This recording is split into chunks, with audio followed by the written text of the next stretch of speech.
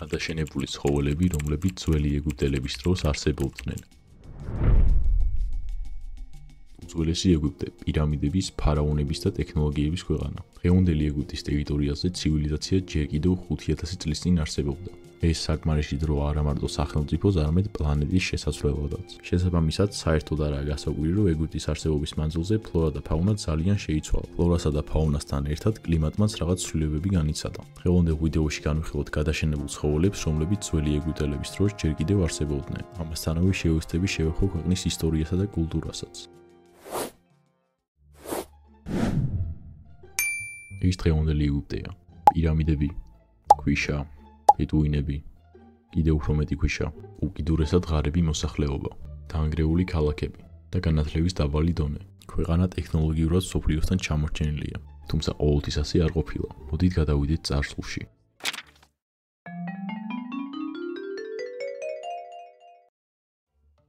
ჩვენ წელთაღრიცხვამდე 3000 წელი, ძველი ეგვიპტის სამეფო. სოფლიოში მოწინავე არქიტექტურა, მედიცინა, საკუთარი დამწერლობა, მიწათმოქმედება, სახელმწიფო სტრუქტურა და იერარქია. იმ დროისათვის ზედმეტად განვითარებული ტექნოლოგია. პირამიდის ზოგიერთი ქვა დღევანდელი ლაზერის სიზუსტით იყო გაჭრილი. მაგრამ გავიხსენოთ, რომ ჩვენ აქ სხვა რამისთვის ვართ. ჩვენს რომდე ჯერ კიდევ 5000 წელია დარჩენილი. მამონტები მხოლოდ ჩრდილოეთ პოლზე, მაგრამ ჯერ კიდევ არსებობენ. მდინარე ნილოსი, რომელზეც მთელი ეგვიპტური ცივილიზაციაა გაშენებული, უფრო წყალუხვი და განიერია. ასევე მდინარის დელტა ბევრად უფრო ნაყოფიერი და ტენიანია. ამ განსხვავების გამო ეგვიპტის ტერიტორიაზე ცხოველებიც განსხვავებული ცხოვრობდნენ. აქედან გამომდინარე ძველი ეგვიპტელები ტკბებოდნენ, ან ხშირ შემთხვევაში არ ტკბებოდნენ ბუნების სილამაზით. იმ დროის ეგვიპტეში იყვნენ ისეთი ცხოველებიც, რომლებიც დღეს ეგვიპტეში აღარ არიან, მაგრამ სხვაგან არსებობენ. აი ბერბერული ლომი კი ნამდვილად ვერ გადარჩა. ბერბერული ანუ ატლასის ლომი არის ლომის სახეობა, რომელიც ძალიან ცოტა ხნის წინ გადაშენდა. დღესდღეობით ეს ჯიში ნაწილობრივაა შემორჩენილი. თუმცა სუფთა სისხლის არც ერთი არაა. ატლასის ლომი ძირითადად ჩრდილოეთ აფრიკაში ბინადრობდა, მათ შორის ეგვიპტეშიც. მისი ძირითადი ჰაბიტატი იყო უდაბნო, მთა და ნილოსის მიმდებარე სტეპი. რამდენიმე წყარო, ასევე ფოტო და ვიდეო მასალა ადასტურებს, რომ ბერბერული ლომი ჩვეულებრივ დღევანდელ ლომზე უფრო დიდი იყო, თუმცა ექსპერტებს შორის ზომაზე დავაა. ზოგიერთი საერთოდ ფიქრობს, რომ ჩვეულებრივი ლომის ზომის იყო. ჩემი აზრით, საშუალო ბერბერული მამრი ლომი იყო დაახლოებით 200 კილოგრამი. ან ცოტათი უფრო მეტი. ამ ყველაფრის მიუხედავად ბერბერული ლომი ლომის ცალკე ჯიში არ ყოფილა. მას თავის დროზე ჩრდილოეთის ლომსაც ეძახდნენ და სხვათა შორის ამ ატლასის ლომს ეგვიპტელებთან უცნაური ურთიერთობა ჰქონდა. ბერბერული ლომები ქალაქებთან არ ცხოვრობდნენ. მათ გზაში ვაჭრები თუ წააწყდებოდნენ ხოლმე. სწორედ ამ ვითარებიდან გამომდინარე წარმოიშვა ლეგენდა, რომლის მიხედვითაც ბერბერული ლომები უბრალოდ სამეფოს გარედან იცავდნენ. ატლასის ლომები საქონელსა და ხალხს ხანდახან თავს ესხმოდნენ, თუმცა ეს ძალიან ხშირიც არ იყო. შესაბამისად დიდ საფრთხედაც არ მიიჩნეოდა. ხალხის უმეტესობას ეს ლომები საერთოდ არ უნახავს. ატლასის ლომი თავისი არსებობის პერიოდში მიწაზე უძლიერესი მტაცებელი იყო. მას მარტივად შეეძლო კამეჩების, ტახების და იშვიათ შემთხვევაში სპილოების მონადირეებაც. ამიტომ გასაკვირი სულაც არაა, რომ ეგვიპტის ფეოდალური ფენა მისით ძალიან დაინტერესებული იყო. ამ ლომს შეხვდებით ეგვიპტურ რელიგიასა და კულტურაშიც. გამოსარჩევია მისი და ფარაონების ურთიერთობაც, რადგან ისინი ხშირად იკვეთებოდნენ. ფარაონების ერთი ნაწილი მას საკუთარი ძალაუფლების სადემონსტრაციოდ იყენებდა. ამ ხელა ლომი ზოგჯერ შინაურ ცხოველადაც ყავდათ და იშვიათ შემთხვევაში სამეფო კარის დასაცავად გაწვრთნილი ყავდათ. ფარაონების ეს ნაწილი ატლასის ლომს ძალიან დიდ პატივს სცემდა. ეს გამოიხატება იმაში, რომ მაგალითად ტუტანჰამონის სამარხში ერთის დასრული ლომიცაა დამარხული. ეს თავისთავად იმ დროში ძალიან დიდი პატივი იყო. თუმცა ის უნდა გავითვალისწინოთ, რომ ფარაონის სიკვდილის შემდეგ ეს ლომი მოკლეს სავარაუდოდ და მისი მუმიფიცირება მოახდინეს. ეს ამ ცხოველის ინტერესებში არ ვიცი რამდენად შედიოდა. იყვნენ მეორე ტიპის ფარაონების, რომლებიც ბერბერულ ლომზე ნადირობდნენ საკუთარი სიმამაცის დასამტკიცებლად. ამის კარგი მაგალითი ამენჰოტეპ მესამეა. მან 10 წელიწადში 100-მდე ლომი მოკლა. თუმცა ნადირობაში გამოჩენილი ასეთი სიმამაცის ფონზე ალბათ გაიგურდებათ თუ გეტყვით, რომ ის ბრძოლის ველზე მხოლოდ ერთხელაა გამოჩენილი. მოკლედ, კლიმატის ცვლილებისა და მუდმივი ნადირობის შედეგად ბერბერული ლომი საბოლოოდ მე-19 საუკუნეში გადაშენდა. სხვა წყაროებით, ბოლო ლომი მე-20 საუკუნის 20-იან წლებში მოკლეს. ახლა კი დრო გადავიდეთ კიდევ ერთ ძალიან საინტერესო არსებაზე. შემდეგი ცხოველი, რომელსაც განვიხილოთ, იქნება ეგრეთ წოდებული აუროქი. აუროქი არის ჩლიქოსნების გადაშენებული სახეობა. მისი მეცნიერული სახელია ბოს პრიმიჯენიუს. ეს ცხოველი ითვლება დღევანდელი ძროხის ველურ წინაპრად, თუმცა მასსა და ძროხას შორის ერთი მნიშვნელოვანი განსხვავებაა. აუროქი დღევანდელ ძროხასთან შედარებით ძალიან დიდი იყო და მაქსიმუმ 750-დან 1500 კილოგრამამდე იზრდებოდა. ალბათ წარმოგიდგენიათ, რამდენად ძლიერი იქნებოდა ეს ცხოველი. სხვათა შორის აუროქსა და ძროხას შორის ერთადერთი განსხვავება ზომა არ ყოფილა. აუროქებს განსხვავებული პროპორციები და ფრონტების სხვანაირი განლაგება ჰქონდათ. მაგალითად, გამოირჩეოდნენ უფრო გრძელი დაწვრილი ფეხებით და უფრო შეკრული ტანით. რაც შეეხება რქებს, მისი რქების შედარება საერთოდ არ შეიძლება დღევანდელ საქონელთან. ამ ყველაფრიდან გამომდინარე, ალბათ იფიქრეთ, რომ ეს ჩლიქოსანი საკმაოდ აგრესიული იქნებოდა და ეს ნამდვილად ასე იყო. აუროქებს თავისი გარეგნობისა და ძალის შესაბამისი ხასიათიც ჰქონდათ. ერთმანეთში კონფლიქტი ხშირად მოსდიოდა და გამრავლების სეზონზე საერთოდ ხოცავდნენ ერთმანეთს. ამ ყველაფრის მიუხედავად, აუროქები ძირითადად ძველ ეგვიპტელებს არ აშინებდნენ. პირიქით, ხალხი ჩლიქოსნებზე ნადირობდა და თავს ასე ირჩენდა. რა თქმა უნდა, ყველა ასე ცხოველზე ვერ ინადირებდა, მაგრამ ვინც ნადირობდა, ამ ხორცს ყიდიდა. ეგვიპტეში ხორცის დიდი ნაწილი სწორედ ამ ცხოველზე ნადირობის შედეგად შედიოდა. აუროქი ატლასის ლომის მსგავსად ეგვიპტეში ძალაუფლების სიმბოლოდაც ითვლებოდა. თუმცა ამ სტატუსმა ის გადაშენებას ვერ გადაარჩინა. აუროქებმა ეგვიპტური ცივილიზაციის დასასრულამდე იცხოვრეს და ცოტა მერეც გადარჩნენ. ის იქიდან ვიცით, რომ ძველი წელთაღრიცხვით დაახლოებით 30 წელს პტოლემაიდების დინასტია ჩამოაგდო რომმა და მათ მონაცემებში შედის აუროქი. ამ მოვლენებიდან ცოტა ხანში სავარაუდოდ ეგვიპტეში აუროქი გადაშენდა. თუმცა პოლონეთში მისმა ქვეჯიშმა მე-17 საუკუნის პირველ ნახევრამდე გაძლო, რის შემდეგაც საბოლოოდ გადაშენდა.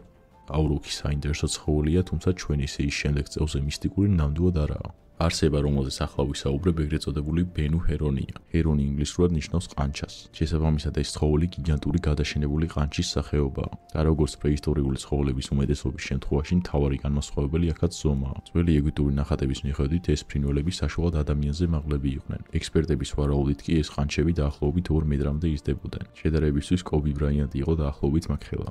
ეს ცხოველი დღეს რომ ცოცხალი ყოფილიყო, მფრინავ ჩიტებს შორის ყველაზე მაღალი იქნებოდა. დღეს ეს ტიტული ეგრეთ წოდებულ საურუსის ამწეს აქვს. ფრინველია, სხვა რამე არ გეკუნა. რაც შეეხება ისევ ბედუ ჰერონებს, მათ სიმაღლის გარდა ლოგიკურად ექნებოდათ ძალიან გრძელი ფრთებიც. მათი ფრთიდან ფრთამდე მანძილი იყო დაახლოებით 2.7 მეტრი. ეს სირაქლემის შედეგზე 34%-ით მეტია. სირაქლემა თანამედროვეობის უდიდესი ჩიტია, უბრალოდ ვერ დაფრინავს. ჩვენ ყანჩას რაც შეეხება, ის ნილოსის მდინარის მიმდებარე ტერიტორიაზე ცხოვრობდა და გარეგნული მახასიათებლების გამო თავი ეგვიპტურ კულტურაშიც დაიმკვიდრა. ამის კარგი მაგალითია ის, რომ ბევრი ეგვიპტოლოგის აზრით ერთ-ერთი ეგვიპტური ღმერთი ბენუ არის აქედან წამოსული. ანუ ეს ფრინველი ეგვიპტურ ღმერთთან იყო ასოცირებული. და პრინციპში ეხაც რომ ნახოთ ბენუს ფოტო ინტერნეტში, ამ ყანჩის გარეშე ფაქტიურად არსად არ არის. ჩვენს ბენუს ყანჩას ბერბერული ლომის მსგავსად ჰქონდა მუმიებთან დამარხვის პატივი. სამწუხაროდ რიტუალური მნიშვნელობის გარდა ეს ფრინველი დიდად ისტორიულ წყაროებში არ ჩანს და არ ვიცით მას და ადამიანებს რა ურთიერთობა ჰქონდათ. თუმცა ამ ყანჩის გადაშენების ერთ-ერთი მიზეზი სავარაუდოდ ნადირობაც იყო, მაგრამ მთავარი მიზეზი მაინც ნილოსის დელტის შედარებით დაშრობაა. ძველი წელთაღრიცხვით 1800 წლიდან ეს ფრინველი სავარაუდოდ სრულად გაქრა.